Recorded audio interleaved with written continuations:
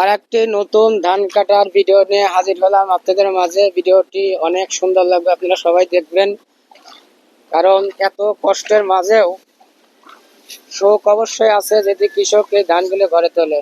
আচ্ছা ভাই, আপনার বাড়ি কোথায়? আমাদের বাড়ি হচ্ছে দিয়ারপাড়া চাটমোর থানা। দিয়ারপাড়া চাটমোর থানা। জি। আজ কত করে আসছেন? 1200।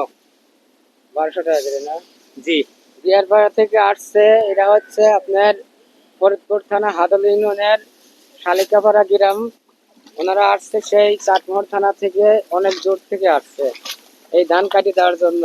আর এই গাড়িস্তর আত্মীয় বটে, তাছাড়া এই কষ্টে পানির মধ্যে ধান কাটতে অনেক লোকজনই আসে না, সাহস পায় না। আচ্ছা ভাই, আপনার বাড়ি কোথায়? বাইকুলা। এবারে বাড়ি হচ্ছে বাইকুলা, আমার এলাকায়, পাশের এলাকায়। এই যে আরো আছে, এদিক এই ভাই আছে, আরো আছে এদিকে, আরো লোকজন আছে ধান কাটতেছে।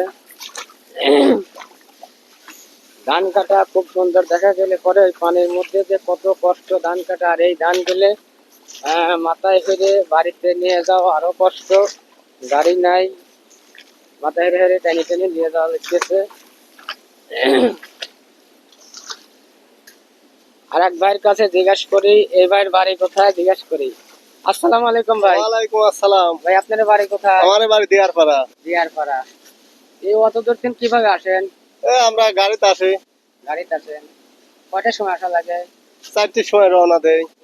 4টির সময় রওনা দিয়ে আইসে কাম ধরে আবার বাড়িতে যাওয়া লাগে, আবার আসা লাগে না? হ্যাঁ। আচ্ছা, এই বুইয়ারা কি হয় আপনার? খালাতো ভাই। খালাতো ভাই, ওই জন্য ধান কাটে দিচ্ছেন পানির মধ্যে? আর নিজে করে কষ্ট হইলেও আত্মীয় স্বজনের তা তো আর নষ্ট করা যায় না। কষ্ট হলে পরে তারপরে আত্মীয় স্বজনের ধান কাটি দিতে দেওয়া লাগবে। এই জন্য বাইরে আসবে সেই দুবাই থেকে, দিয়ারপাড়া থেকে চাটমোহর থানা। আর এটা হচ্ছে ফরিদপুর থানার অন্তর্গত আপনার হাদল ইউনিয়নের 6 নম্বর ওয়ার্ড শালিকাপাড়া গ্রাম। সবাই ভিডিওটি দেখবেন, লাইক করবেন, শেয়ার করবেন, যাতে ভিডিওটি পরে যেতে পারে। এই যে আমার এক চাচা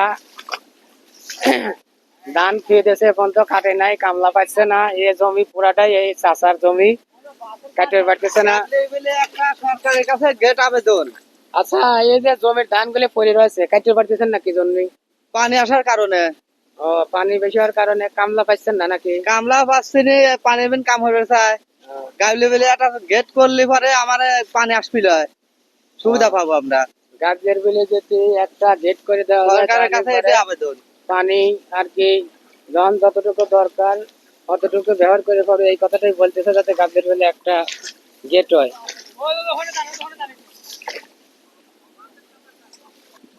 আসসালামু আলাইকুম ভাই। ওয়ালাইকুম আসসালাম ওয়া রাহমাতুল্লাহি ওয়া বারাকাতুহু।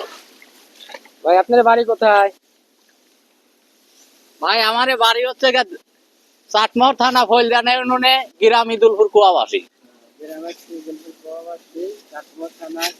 এই ভাই আসছে। ভাই কি প্রতিদিনই মানে আসেন?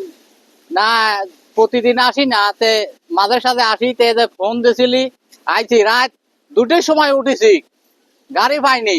রাত 2টির সময় তো গাড়ি পায় না। লাস্টে আইছি দানিঘাটা, আইছি দানিঘাটা থেকে গাড়ি দুটি হেনে আইছি। এটা তো প্রচুর কষ্ট, প্রচুর কষ্ট। কষ্ট মানে কি, তে সেই কষ্ট দূর করে দেই। আচ্ছা ভাই, সেই বাইকের মুখে শুনলেন রাত 2টির সময় গাড়িতে উঠে সকালে আসে, হাটে উঠে ওঠার পরে এই কামলাকে আবার বাড়িতে চলে যায়। প্রচন্ড কষ্ট করে কৃষক, তারপরেও কৃষকের কোনো সুবিধা নাই, কৃষকের ফসলের দাম নাই, তারপরে আরো অনেক কিছু। আসলে উচিত, সরকারের উচিত যাতে কৃষক ভালোভাবে চলতে পারে, ফসলের ঠিক মতো ন্যায্য মূল্য পায়, এটাই দাবি। ভাই আপনাকে অনেক অনেক খবর দেই, খবর খবর দিচ্ছি। এই ভাই মানে খবর বলতে একটু আপনারা শোনেন। বিশেষ বিশেষ খবর পড়ছে আর কারা গোরস্থান থেকে। গোরস্থানী সংবাদীরা বলেছে আমার খবরের 7 দিনের ভিতর টেলিভিশন না সেট করে দিলে আমরা অন্যরকম ধর্মীঘাট করিব, তাই খবরে বলা যাচ্ছে। 8 নৌকা মোষ একটি বিদ্যুৎ তলে 52 টন চালিখুনি পাওয়া গেছে। আমরা সেই চাউল আনার জন্য 42 খান ঠেলা গাড়ি পাঠা দিছি। আমরা সেই চাউল না খা পেট ভরে ভরে ঘুরে বেড়াবো, তাই খবরে বলা যাচ্ছে।